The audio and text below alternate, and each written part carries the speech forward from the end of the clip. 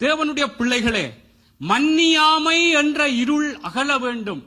மன்னிப்பு என்ற இந்த வெளிச்சம் எங்களுக்குள்ளே எப்பொழுதும் இந்த என்ன மன்னிப்பை குறித்த இந்த வார்த்தையை குறித்து இந்த எப்படியெல்லாம் மன்னிக்க வேண்டும், மன்னிக்காம இருந்தால் எப்படியான காரியங்களுக்குள்ளே நாங்கள் போகிறோம் என்பதை குறித்த இந்த வெளிச்சங்கள் எங்களுக்குள்ளே இருக்கும் பொழுது, கர்த்தர் எப்படி எங்களை மன்னித்தார், மன்னிப்பது எப்படி எங்களுக்கு ஆசீர்வாதம், குற்றத்தை மன்னிப்பது அவனுக்கு மகிமை என்று நாங்கள் பார்க்கிறோம்.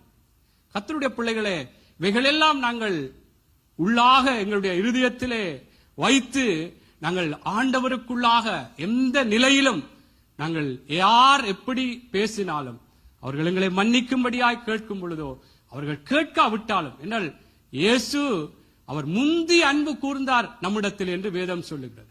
நாங்கள் பாவிகளாய் இருக்கையில் அவர் நம்மிடத்திலே அன்பு கூர்ந்தார் என்று சொல்லப்படுகிறது. ஆமென். அவை தேவ பிள்ளைகளே, நாங்கள் மன்னிக்க வேண்டும், விடுதலை பண்ணுவோம். ஒருவரையும் மன்னிக்க மாட்டேன் என்று யாரையும் வைத்து வேண்டாம். மனதிலே இருதயத்திலே எந்த ஒரு பேச்சிலோ நடையிலோ எந்த விதத்திலும் அதை நாங்கள் வெளிப்படுத்தாதபடி கர்த்தர் எல்லாத்தையும் அறிகிறார். அதனாலே விடுதலை பண்ணுவோம்.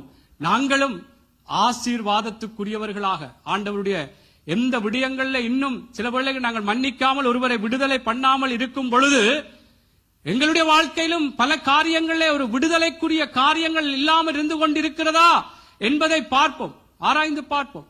என்றால் இதற்கு ஒரு காரணம், நான் ஒருவரை மன்னிக்காமல் இருப்பதனால எனக்கு வர வேண்டிய ஆசீர்வாதங்கள் வராமல் எனக்கு கிடைக்காமல் இருப்பதற்கும் இதுவும் ஒரு தடையா இருக்கலாம். அதனாலே விடுதலை பண்ணுங்கள், விடுதலை பண்ணப்படுவீர்கள். மன்னியுங்கள், யாரையும் மன்னிக்க மாட்டேன் என்று எங்களுடைய இருதயத்திலே நாங்கள் ஒரு சிறைப்படுத்திக் கொள்ள வேண்டாம். விடுதலை பண்ணுவோம். ஆமென்.